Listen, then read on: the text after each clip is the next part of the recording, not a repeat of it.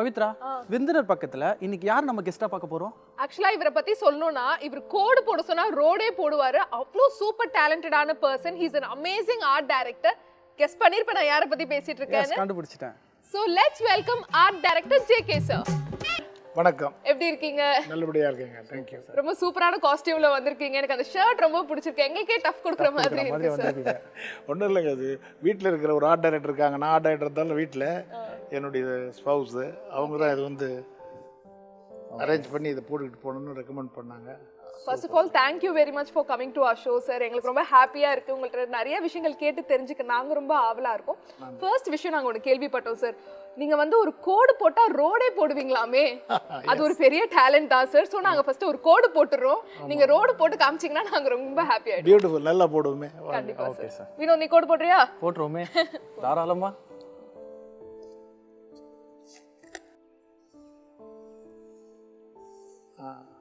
இப்போ நான் போட்டிருக்கிறது இது.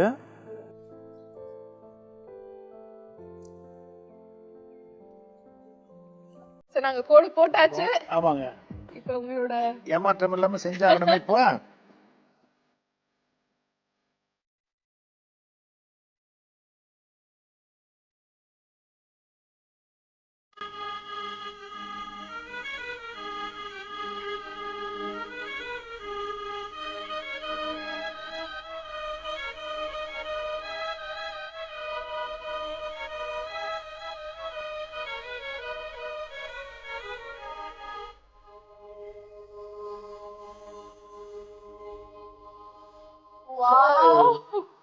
மக்களே இத நீங்களும் பார்க்கணும்.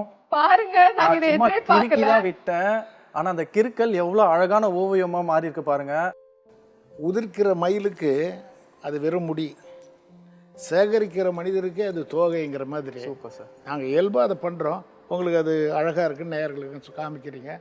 ஒரு சந்தோஷமா இருக்கு. அவ்வளோ. இதை வரையறதுக்கும் ஒரு திறமை வேணும்ல சார். எல்லாராலையுமே முடியாத ஒரு விஷயம் இல்லை சார். எங்களெல்லாம் பார்த்து ரசிக்க தான் முடியும். வாவ் அப்படின்னு. அது மட்டும் இல்லாம பார்த்த உடனே வரைகிற சில அந்த டேலண்ட்ஸ்லாம் கூட ட்ரை பண்ணியிருக்கீங்க சார். அது முடியுமா? ஆமாங்க, பண்ணலாம். அதுவும் பண்ணலாம். அது பிரித்து பார்த்துருதானுங்க. அதாவது நீங்கள் வர்சடைல் ஆகிட்டிங்கன்னா செகண்ட் நேச்சர் அப்படிங்கிறது வந்து உங்களுக்கு இப்போ கண்ணை அமைக்கிறோம், மூச்சு விடுறோம், நம்ம அறியாமல் இதை நம்ம செய்கிறோம், நம்ம சர்வைவலுக்கு அதை பண்ணிகிட்டு இருக்கோம் இல்லையா? அப்படி உங்களுடைய ரெண்டாவது நேச்சர் இயல்பில் வந்துடுதுன்னா எல்லாருக்கும் முடியும். உங்கள் எக்ஸ்பீரியன்ஸில் இது நீங்கள் என்ஹான்ஸ் பண்ணிக்கலாம், இன்னும் கொஞ்சம் இம்ப்ரூவ் பண்ணிக்கலாம் அப்படிங்கிற மாதிரி தானே இருக்குது. அண்ட் சார், இந்த ஃபீல்டில் எப்போ இன்ட்ரெஸ்ட் வந்துச்சு? இந்த மாதிரி ஆர்ட் ஃபீல்டில் எனக்கு வந்து கொஞ்சம் ஒரு பெரிய பர்சன் ஆகணும். அண்ட் சினிமாக்குள்ளே எப்போ வந்தீங்க சார்?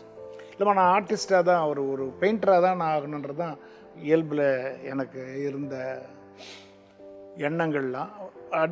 மொத்தமாக வந்துட்டு ஸ்கூல் ஃபைனல்லாம் முடிச்சுட்டு வந்து காலேஜ் ஃபர்ஸ்ட்க்கு போய் நான் சேர்றேன். அதுக்கு முன்னாடி ஒரு ரகசியம் சொல்லணுன்னா, வைஷ்ணவ காலேஜில் வந்துட்டு எங்கள் அப்பா வந்து என்னை வந்து மெடிசன் படிக்க வைக்கணும்னு தான் என்னை சேர்த்து விட்டார். முதல் வருஷம் போயிட்டு உட்காந்தோம்னா அதில் இருக்கக்கூடிய மனப்பாட கெமிக்கல், அந்த சிம்பிள்ஸ் இதெல்லாம் பண்ணுறதுல வந்து எனக்கு கொஞ்சம் கஷ்டமாக இருந்தது.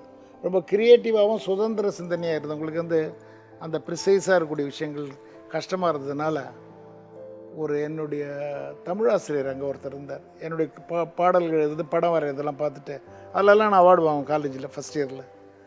இப்போது நீ உனக்கு அது நல்லா வருது, நீ போய் அங்கே போய் கல்லூரியில் போய் பண்ணும்போது வைஷ்ணவ காலேஜுக்கு போகிறதுக்கு வழியில் தான் எக்மோரில் வந்து college of arts, school of ஆர்ட்ஸ்னு சொல்லுவாங்க. இப்போ அந்த கல்லூரியில் போய்ட்டு அப்ளிகேஷன் வாங்கி எங்கள் அப்பாவுக்கு சொல்லாமல் எங்கள் மதர்கிட்ட மட்டும் சொல்லிவிட்டு அந்த கல்லூரியில் சேர்ந்து நான் வந்து ஓவிய படிப்பை நான் ஆரம்பித்தேனுங்க. ஓவியம் நான் வரணும்னு அப்படி இருந்தபோது படித்து முடிச்சுட்டு ஒரு சென்ட்ரல் கவர்மெண்ட்டில் ஒரு ஒர்க்குக்கு நான் போன பிறகு என்னுடைய தனிப்பட்ட முறையில் நான் எக்ஸிபிஷன்ஸ் வைப்பேன், பெயிண்டிங்ஸ் எக்ஸிபிஷன்ஸ் எல்லாம் பண்ணுவேன். அப்படி பண்ணும்போது வந்து பிரிட்டிஷ் கவுன்சிலை அனௌன்ஸ் பண்ண ஒரு ஸ்காலர்ஷிப்புக்கான அப்ளிகேஷன் போட்டுகிட்டு இருந்தேன். என்னை டெல்லியில் வந்து ஸ்காலர்ஷிப் வரக்கு அதுக்காக வந்து ஒரு இன்டர்வியூ கூப்பிட்ருந்தாங்க. I got through. முக்கியமானவங்க நிறைய பேர் இங்கேருந்து என்னுடைய வாத்தியார் வந்தாங்க. திரையுலகத்தில் வந்து ஆர்ட் டைரக்டராக இருந்தவங்க சில பேர் முக்கியமானவங்களாம் கூட என் கூட வந்தாங்க. வெறும் திறமை மட்டும் இல்லை, ஒரு சந்தர்ப்பம், என்ன சொல்லலாம், ஒரு அதிர்ஷ்டம்னு கூட சொல்லலாம், ஒரு வாய்ப்பு கிடச்சி நான் வந்து போய் படிக்கிறதுக்கு போயிட்டு வந்தேன். திருப்பி வந்த பிறகு என்னென்னா, கல்லூரியில் வந்து என் கூட இருந்த பேராசிரியர் உடைய நண்பருக்காக ஃபிலிம் இன்ஸ்டியூட்டில் வந்து ஒரு அட்மிஷன் நான் வாங்கி கொடுத்தேன். அந்த நபருக்கு சினிமாவில் வாய்ப்பு வந்தபோது என்னை வந்து கலை இயக்குனராக பணிபுரியறதுக்கான ஒரு சந்தர்ப்பத்தை அவர் ஏற்படுத்தி கொடுத்தாரு. அப்படி தான் முதல்ல அந்த படத்துக்கு இயக்குனர் நேதாஜி அவர்கள் டைரக்டராக இருந்து அவர் கீழே நான் முதலாக ஒரு ரா ஹேண்டாக யாருக்கிட்டே நான் அசிஸ்டண்ட்டாக இருந்ததில்லை, நேராக வந்து ஒரு ஆர்ட் டைரக்டராக நான் பணிபுரியறதுக்காக ஆரம்பித்தேன். அப்போது கோபிகாந்த்னு சொல்லி நேதாஜியோட கூட இருந்த ஒரு நண்பரையும் என் கூட வச்சுக்கிட்டு நான் அதை ஆரம்பித்தேன். ஸோ என்னோடய பெயர் Jayakumar, as you know all, but என்னை ஜெயகேன்னு கூப்பிடுவாங்க. தமிழகத்தில் வந்து மிகச்சிறந்த சிந்தனாவாதின்னா ஜிட்டு கிருஷ்ணமூர்த்தி, அன்னி பெசன்ட் வளர்த்த ஒரு பெரிய ஃபிலாசபர். அவர் பேர் வந்து ஜிட்டு கிருஷ்ணமூர்த்தியை ஜேகேன்னு கூப்பிடுவாங்க. அயல் நாடுகளில் அப்படி தான் அவருக்கு அடையாளம். அதுபோலவே ஜெயகாந்தன் மிகச்சிறந்த எழுத்தாளர், அவரையும் ஜேகேன் தான் நண்பர்கள் கூப்பிடுவாங்க. அவரை பற்றி ஒரு விஷயம் சொல்லணுன்னா, என்னுடைய 16-17 வயதில் நான் அவரை 32 வயது உள்ள ஒரு இளைஞராக சந்தித்தேன். அதிலிருந்து அவர் இருக்கும் வரை, அவர் பிரிஞ்சு போகும் வரை நான் அவருடைய தோழனாகவும் நண்பனாகவும் வாட்நாட் எல்லாமா நான் இருந்தேன். பிரிட்டிஷ் ஸ்காலராக போனதில் வந்து செலக்ட் ஆன போது அந்த பிரிட்டன் ஸ்டூடெண்ட்ஸ்க்கெல்லாம் வந்து என்னுடைய முழு பேர் சொல்ல வரல. என் அப்பா பேர் மாணிக்கம் ஜெயக்குமார்னு அவங்க ப்ரொனவுன்ஸ் பண்ணுறதுக்கு கஷ்டப்படுறாங்க. ஸோ அப்படி என் பேரை அவங்க உச்சரிக்க முடியாத போது சரி ஜெயக்குமார்ன்றது ஜேகேன்னு கூப்பிடுங்கன்னு சொல்லி அதுலேருந்து அதை அப்படி நின்று எடுத்து, அதுக்கப்புறம் என்ன தாத்தாவுடைய பெயரை பாட்டன் பெயரை பேரை வச்சுக்கிட்ட மாதிரி நண்பர் எழுத்தாளர் ஜெயகாந்தன் ஜேகேன்னு கூப்பிட்றதுனால என் பேரும் ஜேகேன்னு இருந்தது. ஜேகேன்னு வச்சுக்கிட்டு இந்த துறையில் வந்து நான் அந்த முதல் படம் ஜனனின் பண்ணி முடித்ததும் அங்கே வந்து அப்போது ஒரு கதாநாயகனாக எமர்ஜ் ஆகிட்டு இருக்கார் மிஸ்டர் விஜயகாந்த் அவர்கள் சொல்வதெல்லாம் உண்மைன்னு ஒரு படம் பண்ணார். அந்த படம் பண்ணுறதுக்காக இருந்தபோது அதே என்னுடைய டைரக்டர் நேதாஜி அந்த படத்தை எடுத்ததுனால எனக்கு அதில் வாய்ப்பு கிடைச்சிது. அதில் நான் பணியாற்றுற அந்த சந்தர்ப்பங்களை பார்த்து அவர் இம்ப்ரெஸ் ஆகிட்டு தன் சொந்த படம் சொந்தமாக ஒரு கம்பெனி ஆரம்பித்து விஜயகாந்த் அவர்கள் உழவன் மகன் நமக்கு ஒரு படம் எடுக்க ஆரம்பித்தார். அதுக்கு என்னையே நீங்கள் ஆர்ட் டைரக்டராக இருங்கன்னு சொல்லிவிட்டு நானும் என்னோட கோபிகாந்த் என்ற நேதாஜியோட நண்பர், அவருக்கு ஜிகேன்னு நான் பேர் வச்சேன். நான் ஜெயக்குமார் ஜேகேன்றோம், ஜேகே அண்டு கோபிகாந்த்ன்றவர் ஜிகேன்னு போட்டு தான் என்னுடைய படங்களை ஆரம்பித்து ஓரளவுக்கு எல்லோரும் அந்த வளர்ந்து வர்ற அந்த நடிகர் விஜயகாந்தோடையே நாங்கள் வளர்ந்ததில் வந்து ஒரு பெரிய சந்தர்ப்பமாக எங்களுக்கும் நிறைய படங்கள் வந்து மக்களை போய் சேர்ற மாதிரியான வாய்ப்புகள் கிடைச்சதுன்றது இந்த சந்தர்ப்பத்தில் நான் நன்றியாக தெரிவித்தேன். ஸோ இந்த ஆர்ட் டைரக்டரை தாண்டி நீங்கள் இந்த ஃபீல்டுக்கு வரதுக்கு முன்னாடியே ஃபோட்டோகிராஃபராக ஒர்க் பண்ணியிருக்கீங்க. ஆமாம். நீங்கள் ஒர்க் பண்ண காலகட்டத்திலேயே வெறும் ஃபில்ம் வச்சு தான் ஃபோட்டோ எடுக்கணும் அந்த சுச்சுவேஷன் இருந்துச்சு. பட் இப்போ எல்லாம் மெமரி கார்டு வந்துச்சு, எத்தனை வேணால் எடுக்கலாம், எவ்வளோ வேணால் டெலிட் பண்ணலாம். பட் நீங்கள் எடுக்கணும்னா பர்ஃபெக்டாக எடுக்கணும், இல்லைனா ஃபில்ம் வேஸ்ட்டாக போயிடும். ஸோ அப்போ சுச்சுவேஷன் எப்படி சார் ஹேண்டில் பண்ணீங்க? இல்லைங்க, அது ஒரு கற்பனை மட்டும் இல்லை, அது சிங்க் ஆகணும். ஒரு மெஷினோட மூளையோடையும் உங்களுடைய கற்பனையும் சேர்த்து பண்ணும்போது தான் அது வந்து கலைப்படைப்பு ஆகும் இல்லைங்களா? அதை நான் எப்போவுமே சொல்கிறது உண்டு. செங்கல் வச்சு வீடு கட்டிட்டோம்னா அது கட்டடம். அதில் மனிதர்கள் வாழ்ந்தபோது அவள் உணர்வுகள் சம்மந்தப்பட்ட விஷயங்களும் வாழ்க்கை சம்பவங்கள் இணையும் போது மட்டும்தான் அது வீடாகிறது. அதுபோல் கலைங்கிறதுல வந்து நீங்கள் ஃபோட்டோகிராஃபின்றது வெறும் மெஷின்னு நம்ம நினைக்க முடியாது. அந்த லென்ஸுன்றது என்னுடைய கண் இல்லையா? அப்போ இந்த வெளிச்சம் வந்தால் என் கண்ணை சுருக்குகிறோம். ஸோ அந்த மெஷினில் இருக்கக்கூடிய ஒளியை உள்ளே வாங்குகிற டயஃப்ராம்னு சொல்கிறோம், அதை குறைக்கணும்னு வச்சுக்கிறோம். இருட்டில் வந்து கொஞ்சம் ஆழமாக கொஞ்சம் நாழி பார்த்தா தான் புரியுறது. ஸோ அந்த ஃபிலிம் வந்து இப்போ இந்த வெளிச்சத்துக்கு இந்த நாழி அந்த லென்ஸ் திறந்துருக்கணும்னு நினைக்கும் போது அதுக்கு ஸ்பீடை அரேஞ்ச் பண்ணுறோம். ஸோ ஒரு விஞ்ஞானபூர்வமான ஒரு என்ன சொல்கிறது கற்பனை இருந்தால் தான் அதில் நாம் வந்து டெவலப் ஆக முடியுன்ற முறையில் பார்த்துருக்கேன். இப்போது எல்லாரும் என்னென்னா இந்த விஞ்ஞானம் வந்து உங்களுக்கு வந்து இலகுவாக்கிச்சே தவிர அந்த கலையை இலகுவாக்குகிற மனோபாவம் வந்தது அதில் ஒரு சோகமான ஒரு விஷயம். ஓகே. ஸோ அப்படி தான் வந்துட்டு ஒரு ஃபோட்டோகிராஃபின்றது ஒரு மாடர்ன் வெர்ஷன் ஆஃப் பெயிண்டிங் தானுங்களே இல்லைங்களா? ஒரு சினிமான்றது கூட ஒரு சிறுகதை எழுதுகிறாங்க, ஒரு மலை, ஒரு பசுஞ்சோலை, நீல வானம் எல்லாம் சொல்கிறதுக்கு 4 வரி வேணும். சினிமாவில் ஒரு ஷாட்டில் நீங்கள் காமிக்கலாங்கிற மாதிரி அதை இலகுவாக்கியதுன்ற முறையில் சரி. ஆனால் இலகுவானது வந்து லைட்டாக எடுத்துக்கிறதுக்கான விஷயம் அல்ல, அது வந்து ரொம்ப ஆழமாக நீங்கள் யோசிச்சு தான் செய்ய வேண்டியிருக்குங்க. ஓகே சார், இப்போ இருக்க சுச்சுவேஷனில் நமக்கு எல்லாருக்குமே ஒரு விஷயம் கிடைக்கணும் அப்படின்னா எனக்கு ஃபாஸ்ட் ஆகிடணும். அதாவது ஈவன் சாப்பிட்றதுலேருந்து ட்ராவல்லேருந்து எல்லாமே எனக்கு ஃபாஸ்ட்டாக ஆகிடணும். பட் இந்த ஃபீல்ட், அதாவது ஓவியத்தை பொறுத்த வரைக்கும் ஒருத்தருக்கு முதல்ல பொறுமை தேவை. ஒரு இடத்துல உட்காரணும், நம்ம மனசு சொல்லணும், அதை அப்படியே நம்ம கை செய்யணும். ஸோ இந்த பொறுமை எப்படி சார் உங்ககிட்ட வந்தது? ஒரு தியானம் மாதிரி நீங்கள் வச்சுக்கலாம். அப்படி வேணால் ஒரு ஒரு என்னுடைய வசதிக்காக சொல்லலாம். அது ஒரு எத்திரியல் மூமெண்ட்ஸ்னு ஒன்று இருக்குங்க. அதாவது இந்த அப்சர்வேஷன் இருக்குது இல்லைங்களா, அதுலேருந்து நமக்கு அந்த வாழ்க்கையை பார்க்குறது ஒரு கேரக்டர். ஸோ உதாரணத்துக்கு செந்துரு போயின்னு ஒரு படம் பண்ணோம். அதில் வந்து விஜயகாந்த் வந்து ஒரு இராணுவ வீரர் ஆக்சிடெண்ட்டில் தன்னுடைய மனோநிலை பிழன்ற மாதிரி இருப்பாருன்னும்போது அந்த கேரக்டரை நமக்கு டைரக்டர் சொல்லிடுறாரு. தேவராஜ் மோகன் தான் பண்ணாங்கன்னு நினைக்கிறேன். அது சொல்லும்போது அபாவானுடைய ப்ரொடக்ஷனில் பண்ணாங்க. அப்போது அதை வாங்கின உடனே சரி அவரை எப்படி அந்த கேரக்டர் நம்ம யோசித்து பார்க்கணும்னா, விஜயகாந்தோட படத்தை வாங்கி வச்சுக்கிட்டு அவருடைய உடம்பு முக பாவனையிலே தாடிகள், அந்த ஹேர் ஸ்டைலு, மேலே வந்து போத்திக்கிட்டு இருக்க மாதிரி ஒரு அங்கி, இது எல்லாத்தையும் நாம் வரைஞ்சி கொடுக்குறோம் இல்லையா. ஸோ இதெல்லாம் வந்துட்டு அந்த மாதிரியான மனத்தில் மனவியாதியோ இல்லை மனம் பிழன்ற ஆக்சிடென்ட் ஆகிட்ட ஒரு மனிதருடைய ஆட்டிடியூட்லாம் நம்ம பார்த்து வச்சுருக்கேன் as an ஆர்டிஸ்ட். ஸோ அது இங்கே எனக்கு உதவுச்சுங்க. ஓகே. சொல்லுவாங்க நடிகர் சிவாஜி கணேசன் பற்றி சொல்லுவாங்க, அப்பருக்கு அவர் நடிக்கிறாருன்னா அப்புறம் நடிக்கிறது நேராக போய் கேமராமேண்ட நிற்கிறது இல்லை. அதுக்கு முன்னாடி வந்து அவர் வந்து பெரியவர் பரமாச்சாரியாரை போய் பார்த்துட்டு வந்திருக்காரு. சொல்கிறார் அவரை பார்த்தங்க, இப்படி வச்சுக்கிட்டு பார்த்தாரு, இப்படி பேசுகிறாரு, அதை மைண்டில் தேக்கிக்கிட்டேன். அதனால தான் அந்த கேரக்டர் என்னால் பண்ணி நடிக்க முடிஞ்சதுன்னு சொல்லியிருக்காரு இன்டர்வியூவில். அப்படி ஒரு கலைஞனாக இருக்கிறவன், நடிகனாக இருக்கட்டும், ஓவியனாக இருக்கட்டும், இல்லை ஒரு பாக்ஸர் வச்சுங்களேன், ப்ரூஸ்லின்னு வச்சுங்க, அவன் வந்து பருந்து எப்படி சண்டை போடுதுன்னு பார்ப்பான், பூனை எப்படி பண்ணுறதுன்னு பார்ப்பான். ஸோ இந்த கற்பனையும் அந்த அப்சர்வேஷனும் சேர்ந்து தான் அவரவர் துறையில் அவரவருக்கான பேரையும் அந்த திறமையை வளர்த்தக்கூடிய விஷயம் இருக்குது.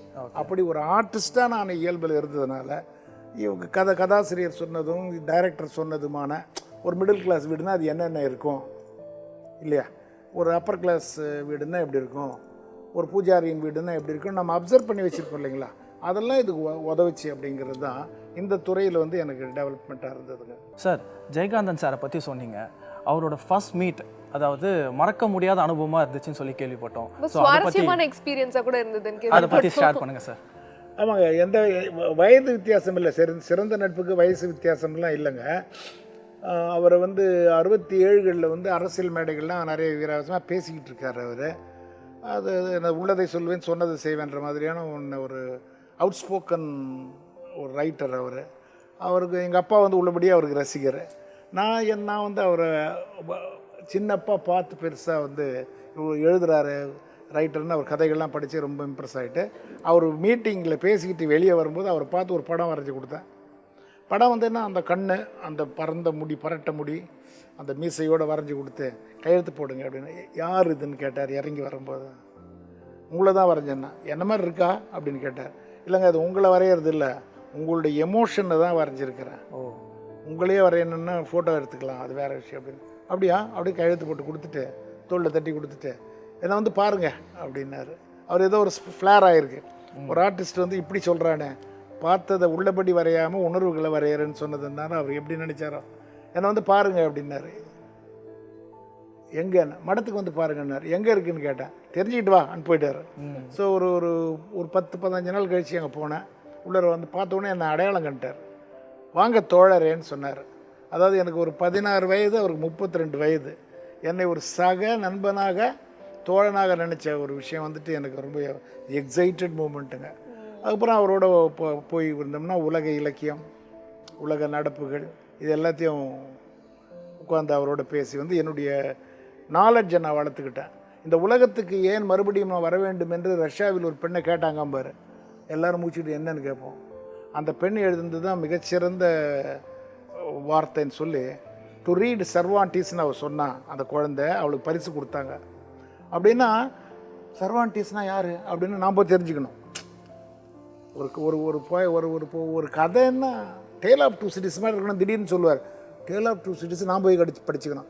இப்படி பெரியவங்களும் மிகவும் அறிஞர்களோடும் நம்ம பழக்கம் அவர் மூலமாக கிடைச்சதுனால என்னுடைய எல்லா விஷயங்களிலும் ஆட்டிடியூட் அண்ட் ஆப்டிடியூடு எல்லாமே அவர் ரொம்ப இன்ஃப்ளூயன்ஸ் பண்ணியிருந்தார்.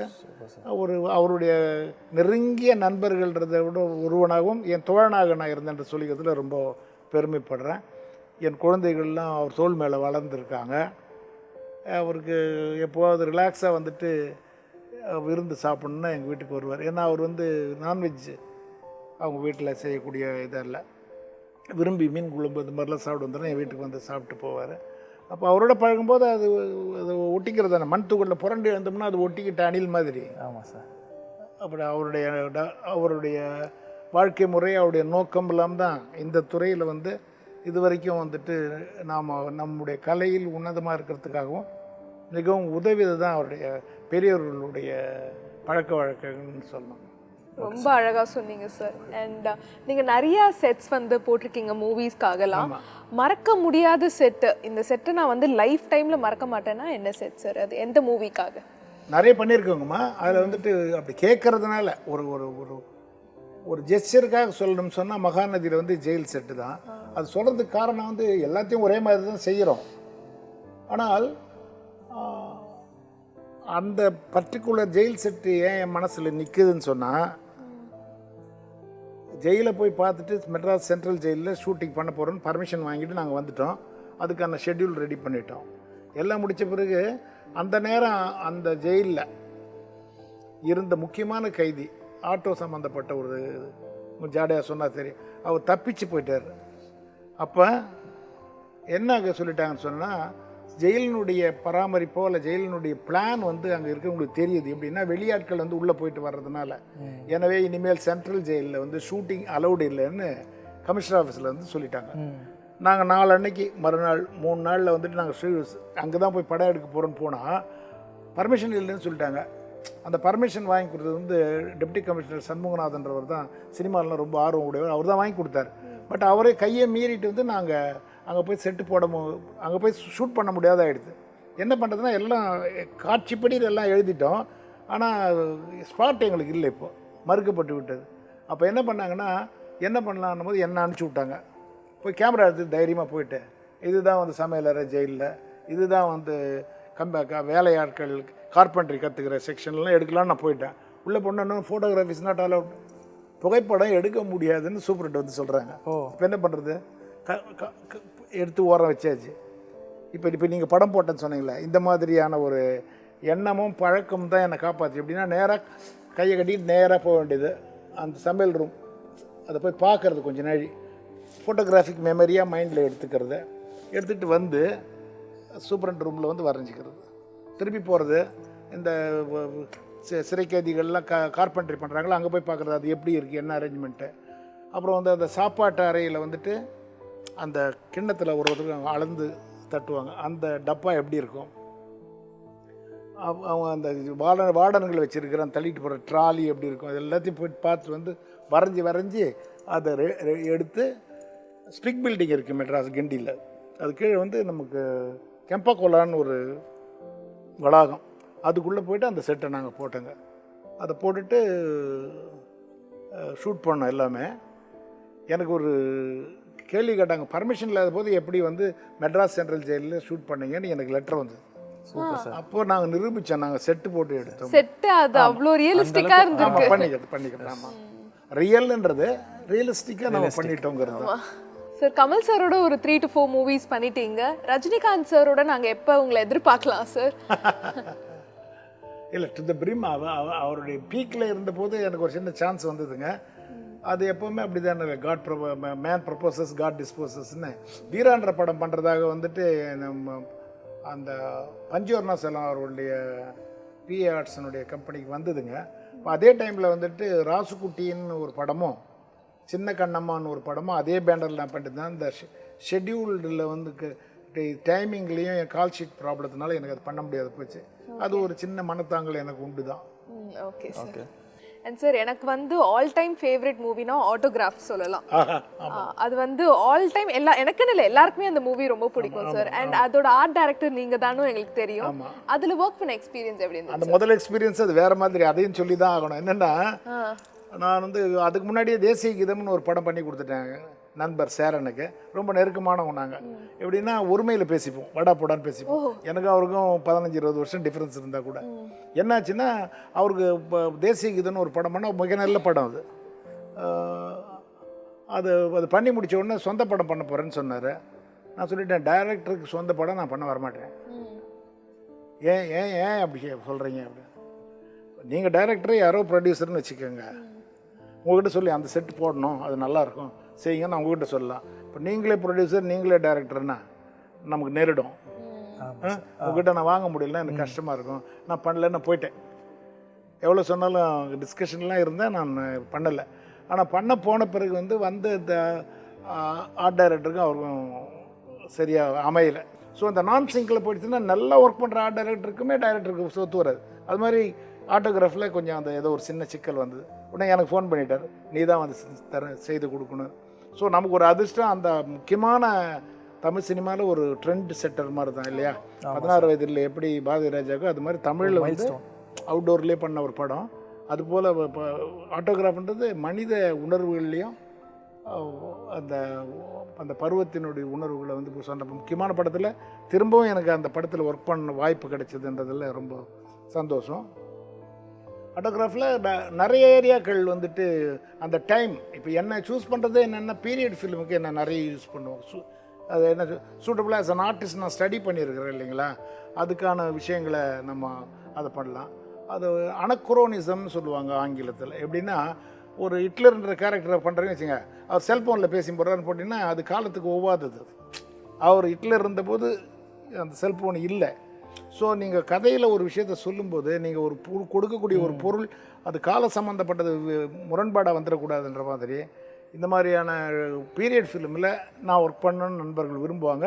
நான் அதை சக்ஸஸ்ஃபுல்லாக பண்ணி கொடுத்துருக்கேன். அது போலவே சேரனுடைய படம் வந்து தவமாய் தவமருதுன்னு ஒரு படம், ஒரு நல்ல படம்.